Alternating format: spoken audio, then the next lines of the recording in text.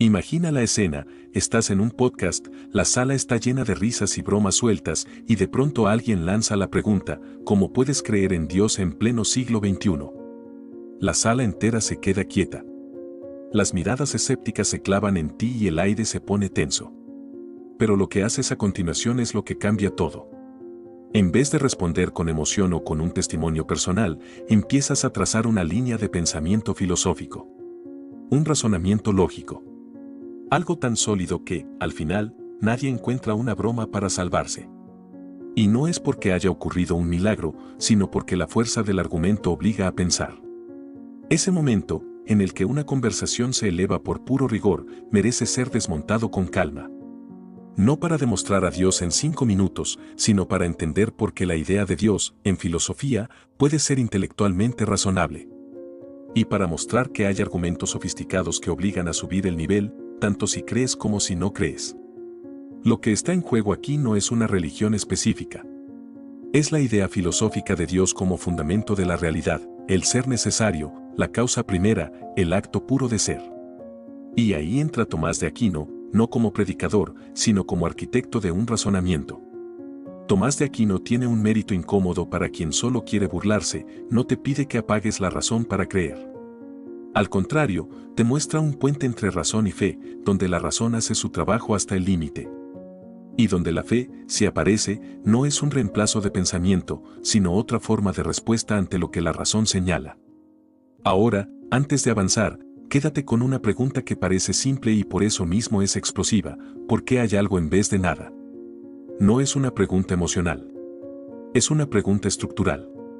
Todo lo que conocemos, todo lo que tocamos, vemos o recordamos, es contingente.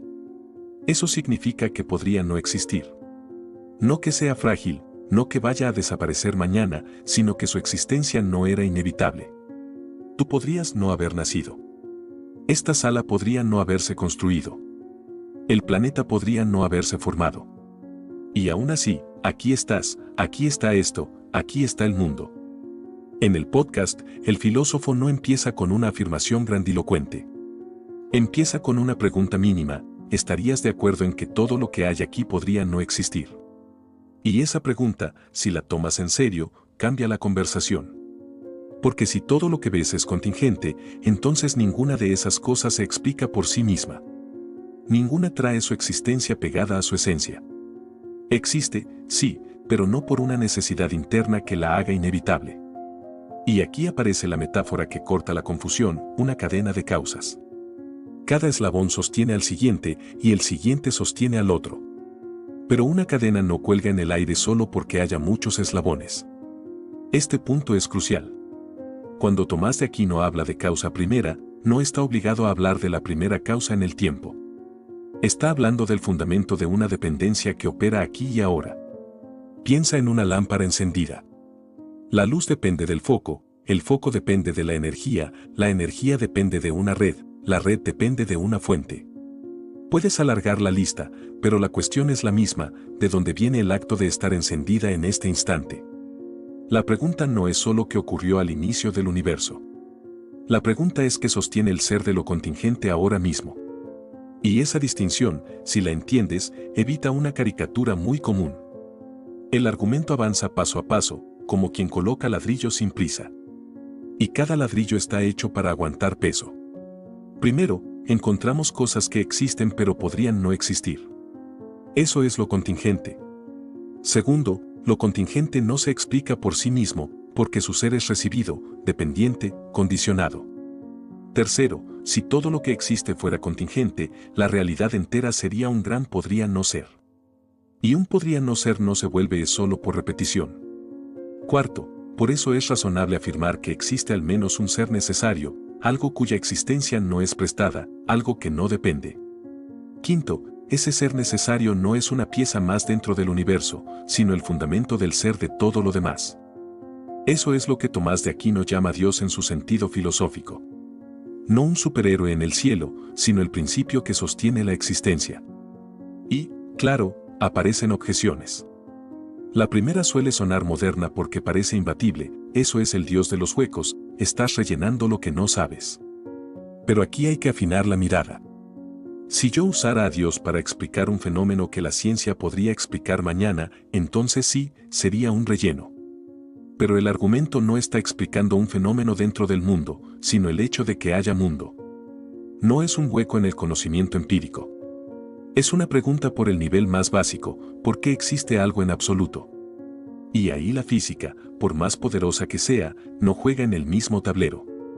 Otra objeción llega con confianza, y si el universo es eterno, ya no necesitas a Dios. Suena limpio, pero no resuelve lo que pretende. Incluso si el universo no tuviera comienzo temporal, seguiría siendo contingente si su ser no fuera necesario por esencia.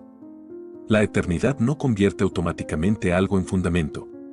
Un libro puede estar abierto desde siempre y aún así depender de la luz para ser leído. La duración no reemplaza la explicación del ser. Entonces aparece el multiverso, como si multiplicar escenarios borrara el misterio, quizá existan infinitos universos y punto.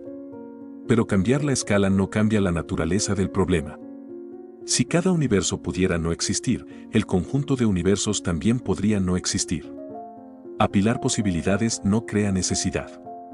Y llega la objeción más escurridiza, porque se disfraza de victoria semántica, solo llamaste Dios al universo. Aquí conviene ser muy preciso. Universo suele significar el conjunto de cosas compuestas, cambiantes, con partes, con límites. Y todo eso, justamente, es señal de contingencia. El fundamento del ser, en Tomás de Aquino, no es la suma de lo contingente. Es aquello que no recibe el ser, aquello que no depende de otro para existir. Aquí entra una expresión clave que conviene pronunciar bien, acto puro de ser. No un ser muy grande, ni muy antiguo, ni muy complejo, sino un ser sin mezcla de potencia. En lo contingente hay potencia y acto, lo que es puede cambiar, puede no ser, puede ser de otro modo. Pero el fundamento último no está a medio camino. Por eso Tomás de Aquino lo describe como ipsum esse subsistens. El ser mismo que subsiste. En las cosas del mundo, tú puedes separar lo que una cosa es de que exista. Puedes describir un árbol aunque no haya árboles. Pero en el fundamento último, esencia y existencia no se separan. No es algo que tiene ser. Es ser. Y cuando esa idea cae con claridad, muchas bromas se quedan sin aire. En ese punto, el silencio no es derrota. Es respeto intelectual. Es el momento en que la mente deja de reaccionar y empieza a considerar. Y quizá tú sientas resistencia. Esa resistencia no es tu enemiga. Es la señal de que no estás consumiendo una idea como entretenimiento. Porque hay un escepticismo perezoso que solo rechaza lo que incomoda. Y hay un escepticismo noble que exige coherencia y se deja interpelar por una buena pregunta. Este argumento no te obliga a creer. Pero sí te obliga a ser honesto con lo que estás descartando. Y aquí aparece otra capa, más humana. Aceptar un fundamento mayor toca el ego. Porque hiere la ilusión de soberanía. Si tú no eres necesario, si tu existencia pudo no ocurrir, entonces tu vida no es el centro del ser. Y esa idea, incluso fuera de cualquier religión, puede reordenar tu mirada. En este punto conviene la humildad. Ningún argumento serio debería presentarse como un martillo para aplastar al otro. La filosofía no da jaque mate, da claridad. Lo que ofrece es plausibilidad, consistencia, poder explicativo. Y, a veces, la incomodidad de reconocer que la pregunta es más profunda de lo que parecía. Por eso Tomás de Aquino es útil incluso para quien no cree.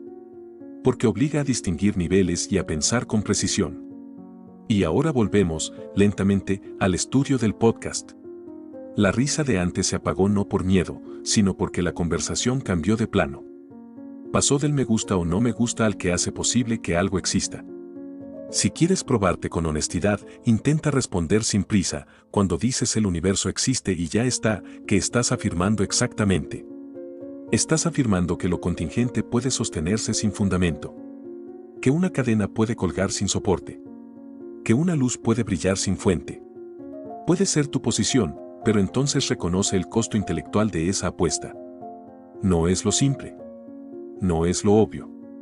Y si, en cambio, consideras la idea de un ser necesario, no como personaje, sino como fundamento, quizá notes algo curioso. La idea de Dios, aquí, no compite con la ciencia. Se coloca en otro nivel, el nivel del ser. Y cuando una idea ocupa su nivel correcto, deja de ser caricatura. Al final, lo más transformador no es cambiar de etiqueta. Es volverte más cuidadoso con lo que descartas. Porque descartar por inercia es cómodo, pero también es una forma de dormir la mente. Mirar de frente la contingencia de todo, incluida la tuya, puede despertar sobriedad, gratitud, incluso asombro.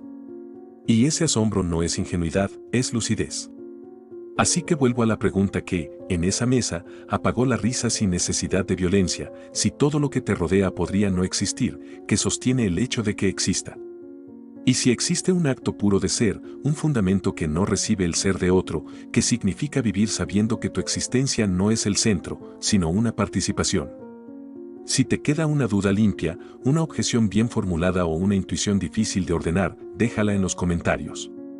A veces la mejor señal de inteligencia no es tener una respuesta rápida, sino sostener una pregunta que merezca silencio.